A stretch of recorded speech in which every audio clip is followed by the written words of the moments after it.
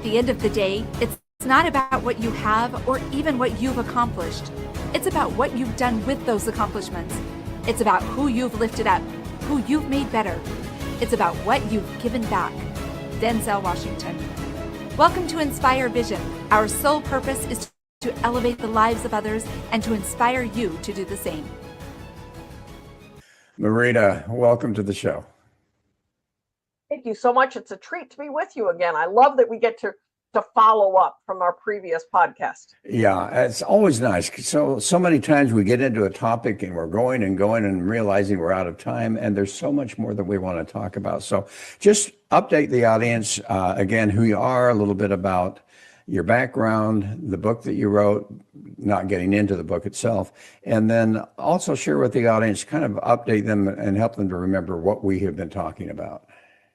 Certainly, and I hope if someone listens tonight that didn't listen to the previous edition, that they'll go back and listen to that episode as well. So my name is Marita Littauer, and I am the author of 20 books, but the one we're mostly talking about is this one, Wired That Way. And here in 2026 is the 20th anniversary of this book.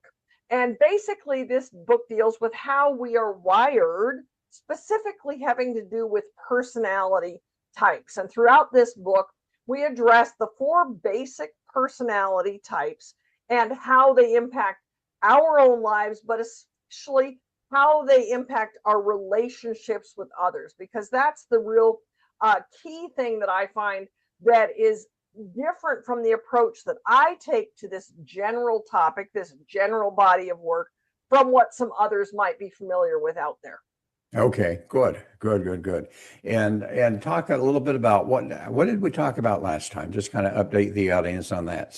Sure. Well, we did an overview of the 4 basic personality types. As I talk about that, I want to just state up front that, of course, we're not putting anyone in a box. While there are 4 basic personality types, very few of us are uniquely one personality type.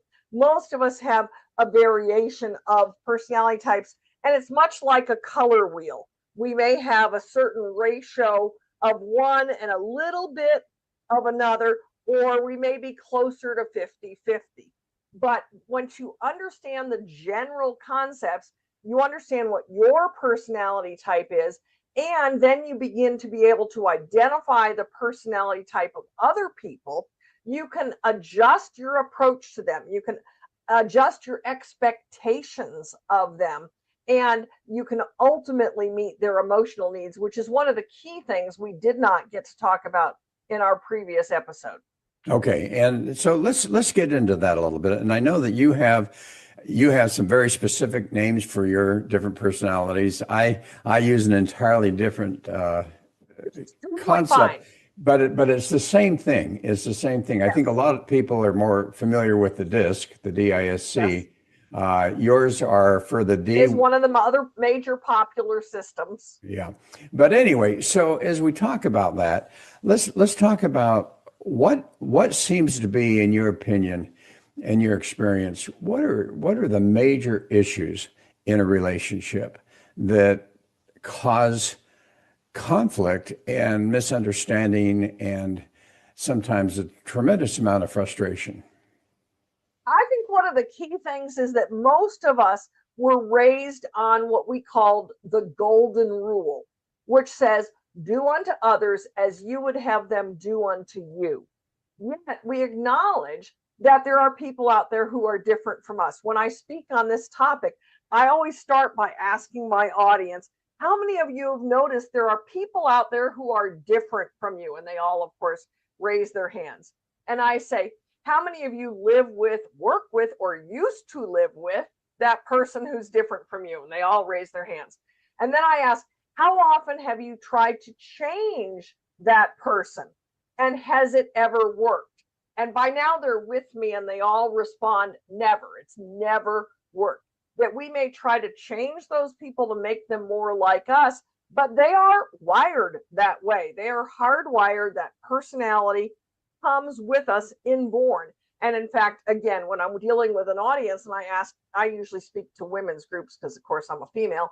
And so I tend to speak to women's groups and I'll ask, How many of you out there are mothers of more than one child? Most of the audience is.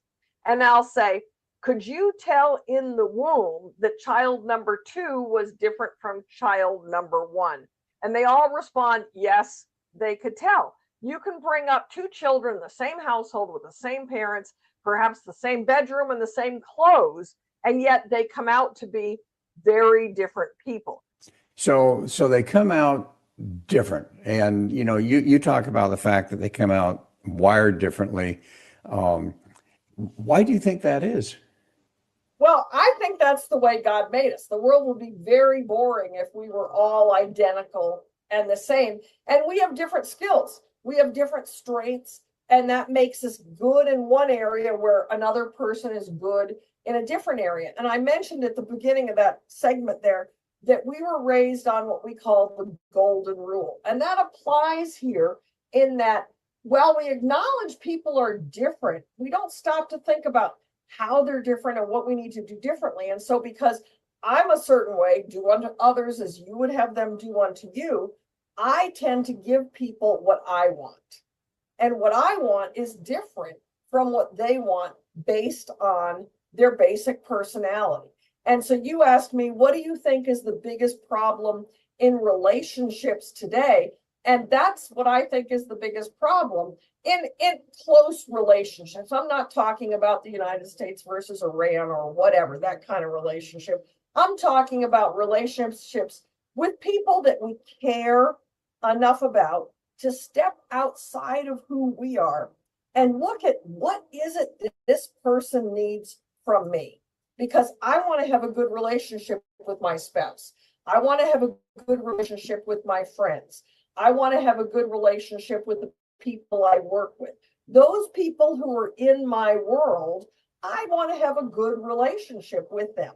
And a big part of that takes being able to step back and look at who they are, how they operate, and what they need, and then being able to care enough about them to provide that to them, to adjust my expectations and give them what they need. Okay, so you talk about a couple of things, and I think one is how do they communicate? Number one. Number Yes. two, how do they want to be communicated to? Mm-hmm. And number three, and you talk about needs, and I find that interesting. Share a little bit more, and then we'll get back to the other stuff.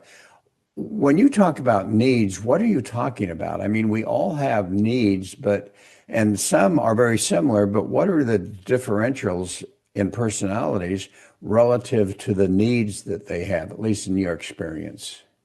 Yeah, well, let me back up if I could, because we covered this last time, but for our people who are joining us new tonight or today, whenever they're listening, is that each personality type, there's 4 basic personality types. And I'm just going to run through those real quickly. I've got a little handout here because you were mentioning needs. And so I was trying to find my little handout that addresses that. So we have what I call the popular sanguine personality, represented by the color yellow. And that is the fun-loving, outgoing kind of personality. It's the one who never met a stranger.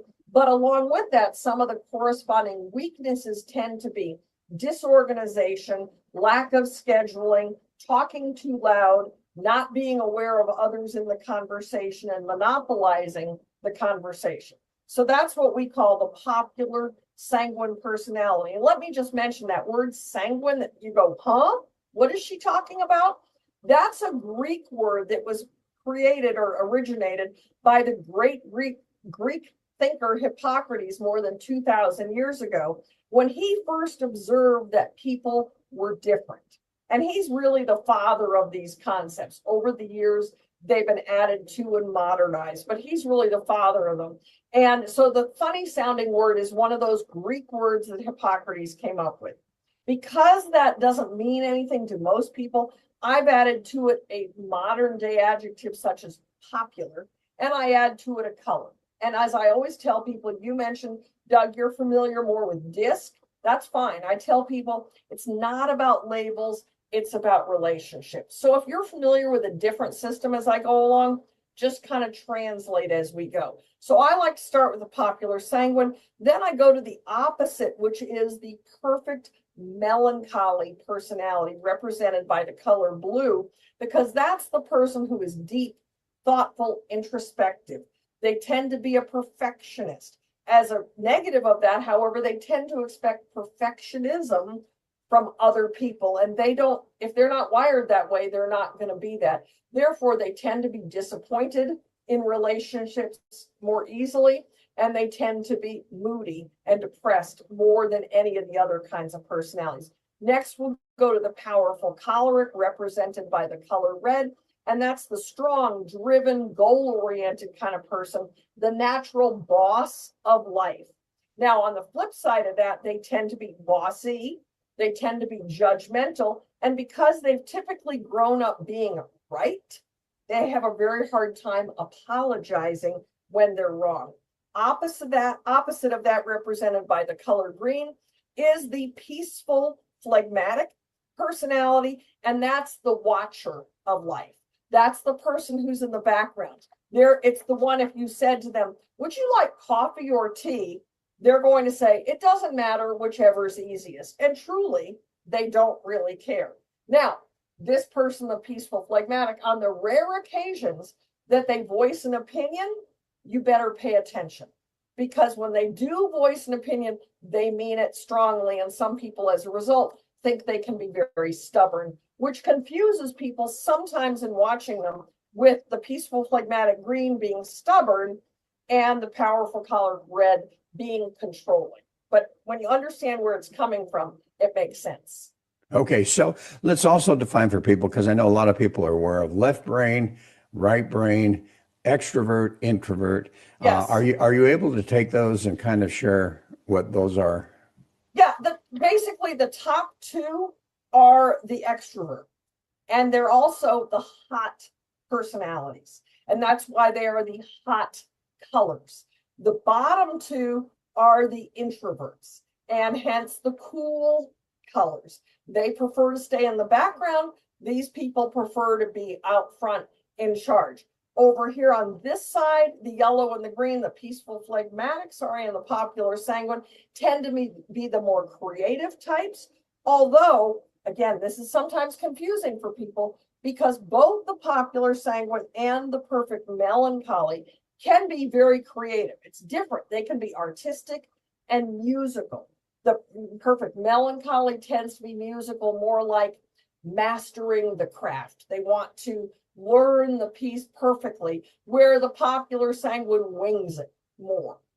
And so they're the more creative in that way, where these two here are more business focused. As a combination person, I like to say this combination, the powerful choleric and the perfect melancholy combined, which I would guess is what you probably are, is this combination. That's right. I like to say that this is corporate America's favorite person, because this is the person who becomes the workaholic.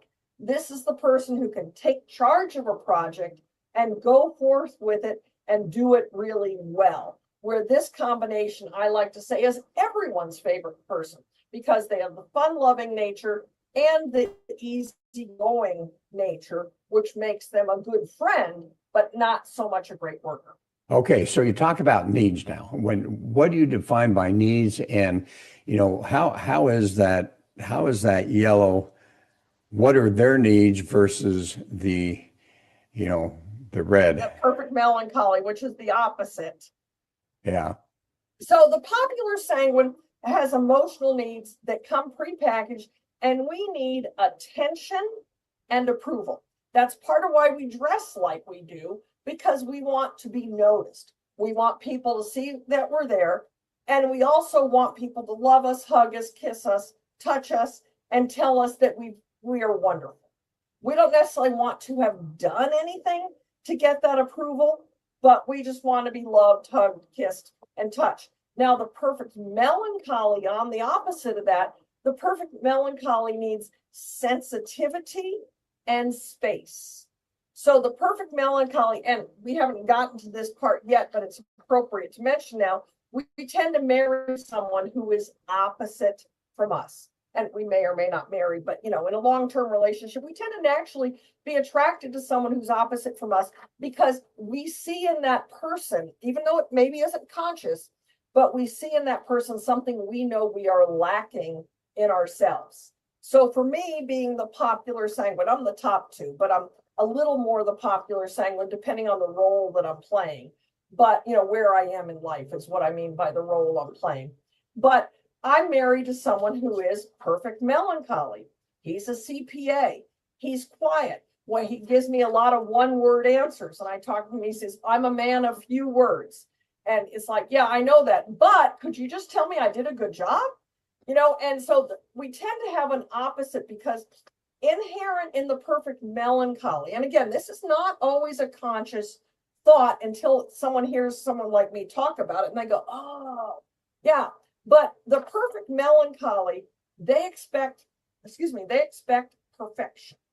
Now, I'm not ever going to be perfect enough on my own. I'm just not ever going to be perfect enough. And subconsciously, this person thinks if I tell this person that they're good, they're going to think this level of work is acceptable. And it's not acceptable. It's not quite good enough. It's better maybe than last week, but it's not quite good enough. And you see that maybe more in a work situation, but it happens in a marriage as well. And I'm sure you've seen, as I have, marriages where the man who's married to, let's say the man is the perfect melancholy, and he's married to the popular sanguine, and she's kind of the cheerleader. She's the cute, bubbly one, and everybody loves her. She forgets to make dinner. She gets home late. She forgets to go do whatever. She just forgets. And we've all seen this. The perfect melancholy man who's a lawyer, he's a CPA, he's whatever, a very precise kind of individual, and he leaves her for his secretary. And the secretary is kind of unattractive. I mean, this happened in my own family. The secretary is kind of unattractive, and those of us looking in from the outside, we go, what made him get rid of her for her? I mean, you're probably roughly my age at least, so you'll relate to this. Our audience may or may not. But when King Charles, well, he wasn't king then, but when Charles left Diana for Camilla, and they were just in the United States this week, so it's when this airs, it'll be last month, but they were just here. And you look at her and you think of Diana and you're like, what was he thinking to leave her for her? Well, chances are she met his emotional needs, where the popular sanguine personality long ago gave up trying to meet his needs, and went off and did her own thing. And that's what very often happens. It's a similar story with this combination, but I kind of went off on a marriage tangent that you didn't really ask about, but now I don't even know what your original question was, but that is what you're talking about, emotional needs. That's where we work. So the perfect melancholy needs sensitivity and space. Well, you've got to sit with the perfect melancholy. If you want to say to them, I'm a popular sanguine, you're married to a perfect melancholy, that's the norm. And I say, how was your day? And what's he going to say? Fine. Okay. Yeah. And I'm not going to get more out of him unless I slow down, I quiet down, and I sit down. And I sit there with him, and I don't necessarily say anything. I give him sensitivity and I give him space. Maybe I reach out and hold his hand and say, it looks like something's really bothering you today. Did something happen bad? Now, he may have said everything was fine earlier, but when I slow down, quiet down, and sit down, then when I give him the sensitivity and space that he needs. Now, my husband that I'm married to now, and it is my second marriage, he's these two.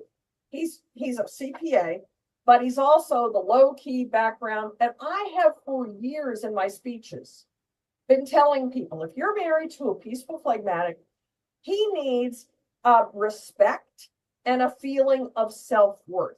His batteries are drained by people. Both of these are. So my husband is the combination drained by people. And I've been saying to people, if you're married to a peaceful phlegmatic, when he comes home, he literally needs 30 minutes in the recliner. Now, remember, he's probably married to the powerful choleric, the worker of life.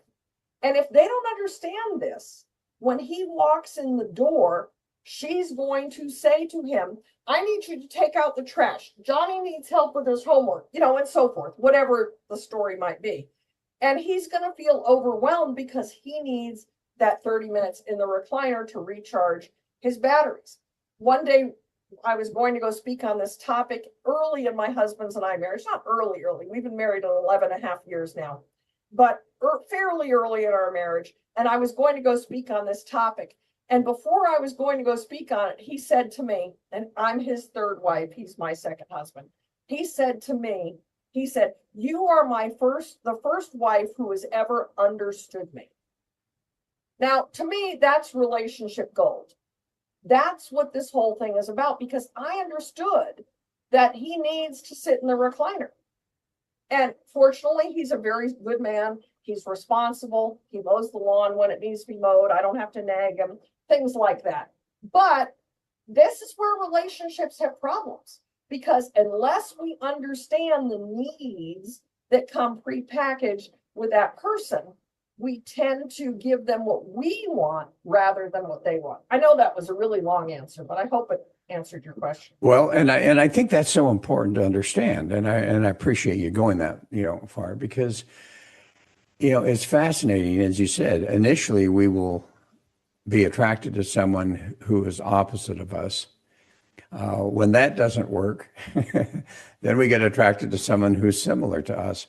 But I think the whole key is, how do we help people to understand, number one, what do they do before they ever get into that committed relationship to make sure that whatever it happens to be, they're able then to start doing that right from the get-go. So for instance, understanding that, that you are free going and you love to talk and so forth. And, here I am, and it's like, all right, I've got a sock. I'm ready to put it in your mouth, type of thing, because that's my personality. So, so the question I have is, I always believe in prevention versus, trying to do it later on.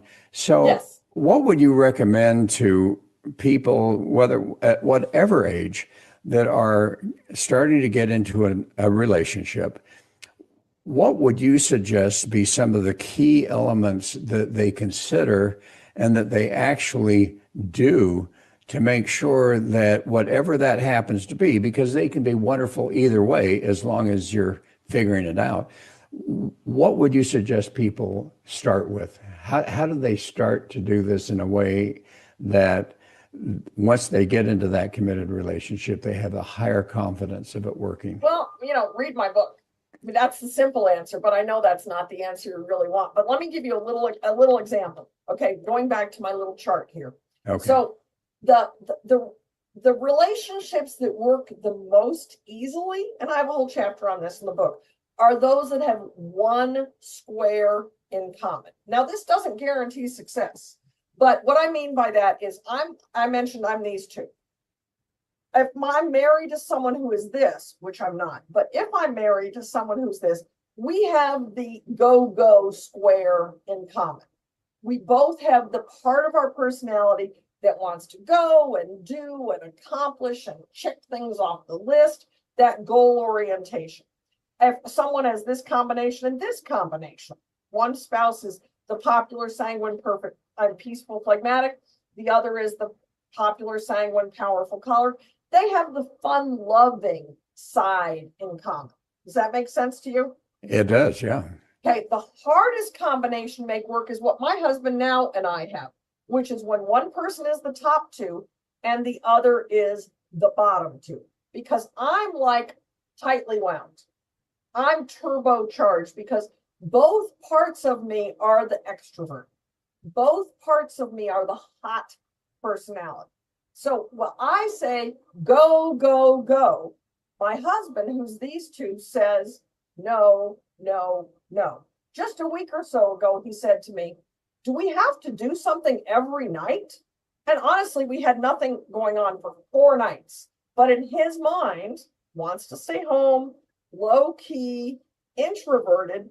he felt that we were doing things too many nights. And so and that's okay. We've been married 11 and a half years. We're going to make it to the end, I'm pretty sure. But by understanding those differences, for me understanding that he doesn't want to go. And the night that I'm referencing, I was telling him that I was going to something and he was not going. He was not expected to go. But before I even told him that, he said, do we have to have something every night? But I said, no, we don't. I'm not expecting you to go. But because I understand he doesn't like to go to this stuff because he's this, but I want to go. So I book things with my friends. Now, if it's important, he goes with me and he knows that up front. I let him know, I would really like you to go to this. I was in charge of a big event last week and he was expected to go with me to that big event that I was in charge of. But I don't make him go to everything I go to. So what I'm saying is, when you understand that at the beginning of a relationship, you identify that person's personality, and then you adjust your expectations based on their strengths and weaknesses. Like, I understand my husband needs time in the recliner when he gets home. I mean, just Sunday at church, I wore an outfit to church that I probably haven't worn. I don't know. I bought it probably 13 years ago. And I told him this whole story about my outfit at church or on the way to church. I told him, and he kind of looked at me like, why do I need to know this? Well, I'm just feeling the dead air, but I thought it was interesting. And so, yeah, I'm just giving you examples of kind of the different viewpoint, how we see things differently. But if we understand that, he and I were able to laugh about that because I'm like, well, I know you don't really care, but and I said, I've got a picture of me that I sent you wearing this outfit when we were dating. I could show it to you when we get home. And he said, he's so funny. It was real droll. He said, I don't need to see the picture. I'm looking at you now in that outfit. So, we just see things differently. But when you understand that in a relationship, you can laugh about it rather than being hurt about it. Does that make sense? Well, it does. And so when we're talking about, being able to start a relationship at a much higher level, it sounds to me like, number one, you need to I be like that able, phrase, at a much higher level. That's yeah, good. you need to identify who the other person is, what their personality type is. And, there are a bunch of other things that you need to identify, but definitely the personality type, what are their expectations or needs type of thing, and then be able to communicate. And I think that's where we get into a real challenge because obviously your husband is open enough to understand what you're talking about here. Yeah, he is married to me. Yeah, but how many times do you find someone in a relationship where one is really open to wanting to be able to discuss this and understand the personality types and the differences and the different needs and so forth, their expectations, and the other person just like, that's just a bunch of bull. Well, it definitely does happen. But you know what? First off, if you're only dating, quit dating right now. But Okay. if you're really committed to that relationship or you already have fallen in love with this person and you're really committed to making this work, I can assure you that even if only one person applies this information, applies these concepts, and the other person is at least a decent human being, and that there is that, because there are people with psychotic disorders and so forth, and we're not talking about them. We're Right. talking about a normal, decent human being, and hopefully you wouldn't be dating them if they weren't that. But if you start meeting their needs, you start giving them what they need, even if they don't understand what you're doing, they will respond positively to that.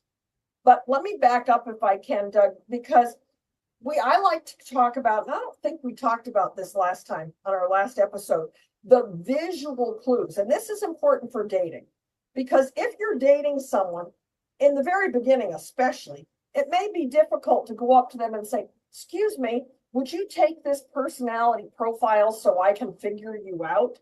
That might be off-putting early in a relationship. I mean, it kind of depends on the person. Some people are into this stuff, but some people are not.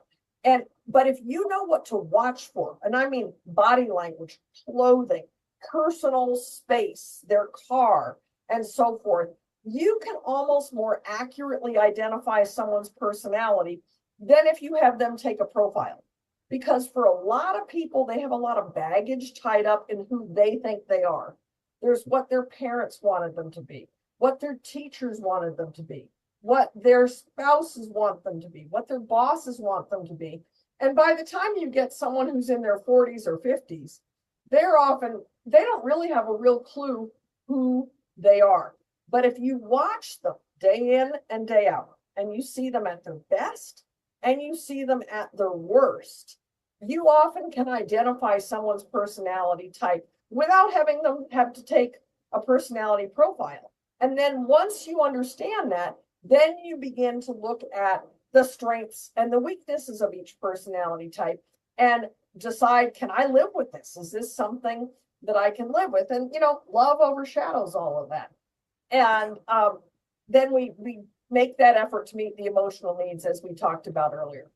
Well, and I think you made an interesting point, and this is something that has been a continuous element as I have interviewed a number of different people, particularly those that are marriage counselors or who are working with couples. And one of the interesting things that has come out more often than not is something that you made reference to, and that is that if there's one person that is willing to understand that and has the mindset and the ability to be patient enough to, start to understand the other personality, even though you haven't done, the assessment or whatever, and start to respond to that in a positive way and communicate that in a positive way. What I have observed from everyone I've talked to is that more often than not always, but more often than not, the other person starts to come around. Yes. And all of a sudden you have a much better relationship. And I think that as that continues, usually I would think that other person with the communication starts to understand it a little bit more and appreciate it. It's just like, be more interested. Yeah, it's just like what your husband said, you're the first person that understands me. And I'm sure, I don't know that communication ever went on ahead of time, but all of a sudden he's having the realization that, wow, Yes. she understands me. Yeah. So, but here's the element I want to talk about a little bit, because we have a whole nother element that affects that, and that's the emotional intelligence level of the individual. And, there's a number of different models out there as far as emotional intelligence, the level of emotions and so forth. But have you found that, and I don't know if you've really looked into that at all. So let me start with that question. It's not my expertise. I am fully aware of it, but it definitely is not my expertise. But I think I can answer your question anyway. So do you find that, because the other thing that I find, which I find is fascinating, is that when you talk about these different personalities, when everything's going well, there's definitely, how they act, how they behave, and so on and so forth. But when they're under stress, all of a sudden you see an entirely different behavior very often. And so I guess the question I have is, how do you deal with someone? For instance, I just wrote an article in Substack talking about, our wonderful service people who have been to war, and the challenges as they come back with living life, because here they've been dealing with an entirely different type of situation that they had to be in order to survive. And now they come back home. That doesn't exist anymore, but in their mind, it's still there. How do you help someone to understand that when someone gets under stress, they're going to behave a little bit differently, or maybe a lot differently? And how do you deal with that as the individual that's then receiving that different response? Well, as I said, emotional intelligence, I don't know that this really falls into emotional intelligence, but it's not my expertise. But remember, I said a few moments ago, when you're dealing with someone who's a good, decent, moral person, that they will usually respond positively. When someone's dealing with PTSD, for example, I'm not saying that they're not a good moral person. I'm just saying they're not functioning in a normal way, what we would think of as normal, because of the stress that they have been through.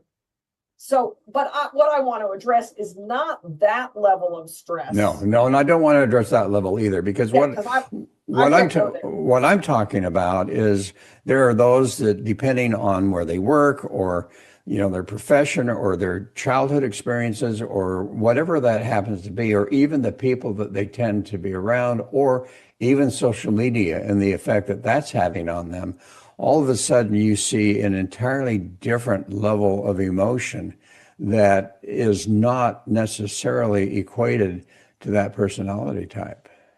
Well, let me explain it this way and see if we're on the same page on this. And I think we probably will be. But as I've talked about repeatedly, that I believe that this whole concept is a tool for growth, and that we use it, as we've been talking about, to reach out to those who are important to us. We use it to adjust our expectations of others and so forth. But to do that takes a level of emotional strength for me to step outside of who I am and give you what you need. Does that make sense so far? Absolutely.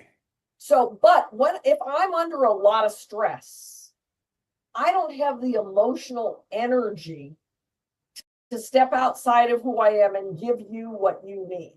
I'm going to revert back to who I am naturally. And sadly, under a lot of stress, most of us function in our weaknesses, not in our strengths. And I've got here in this personality profile this whole list of the strengths and the weaknesses of each personality type. So the goal of this whole concept is to use it as a tool for growth. And by that, I mean to work to eliminate our weaknesses and function in our strengths. And not just function in our strengths, but to consciously work to acquire strengths that are not natural to us. And I probably mentioned this to you before, but I had to show up here. I had to be here with you. I had to have equipment.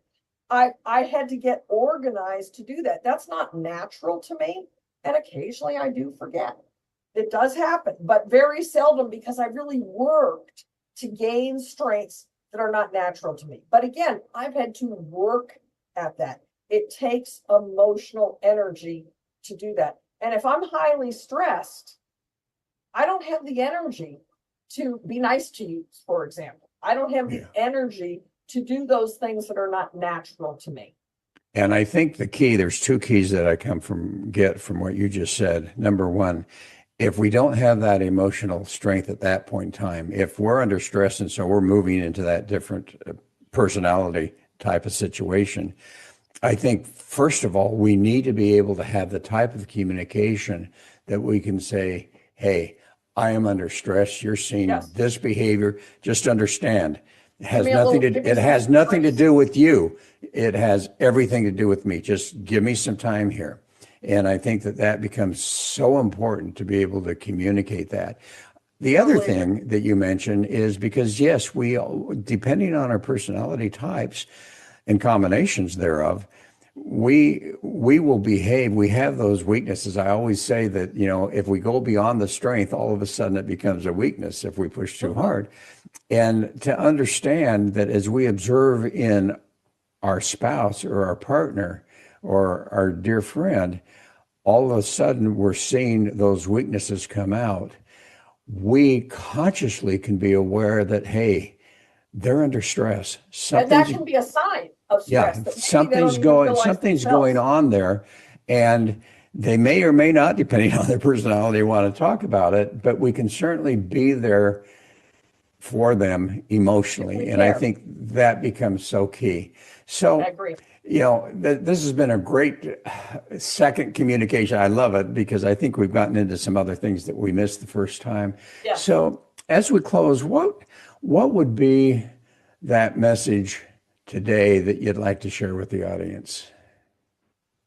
Well, based on what we've talked about today, it's that comes down to that level of caring about that relationship with the other person. I have found that virtually every relationship can work. Now, again, we're talking about normal, human beings here, but virtually every relationship can work, but every relationship takes work. If you just expect it to cruise along on its own, it's going to fall apart. It takes work to keep a relationship together, but virtually every relationship can work if you're willing. Wonderful. And so real quickly, how do people find your website and your book? My website is thepersonalities.com. And that's the word THE, and the word personalities, plural.com. And podcasts like this that I do, I put them in the resources section. So there's a link to a lot of extra information. I've got recordings, free recordings of speeches that I've given. Also, the personality profile is there in an electronic version. And Amazon has my book. You can buy it on my website too, but honestly, I prefer you buy it on Amazon, as strange as that sounds. They'll get it to you quicker and cheaper than I will. And if you are a Kindle Unlimited member, my book is free for you. That's wonderful. Marita, thank you so much. Again, it's been a treat. I've been delighted. It's been a delight to be with you again. Thank you. I really appreciate it. And folks, I hope you're getting some key elements out of this, something that's going to make a difference for you. Appreciate your listening. Look forward to having you join us again soon. This is Dr. Doug saying namaste.